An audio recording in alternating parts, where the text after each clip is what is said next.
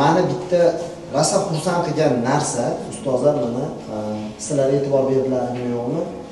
Ba'zi bir joylarda shunaqa narsa bo'ladiki, o'quvchi olimpiadada yutsa yoki qanaqadir muvaffaqiyatga erishsa, uni o'quv markazlari o'rtasida yoki xususiy maktablar o'rtasida yoki davlat maktablari o'rtasida haligi bolani bamisoli talash bo'ladi.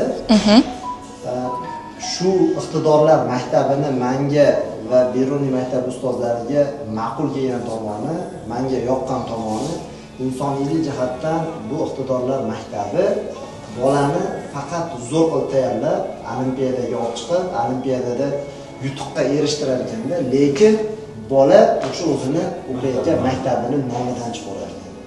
Bu fidoyilik, bunaqa maktab ancha-muncha joyda yo'q. Men shunaqangi bir xursand bo'ldimki, fidoyi, haqiqiy ilmni ziyoda tarqatadigan bir juda ham zo'r maskan.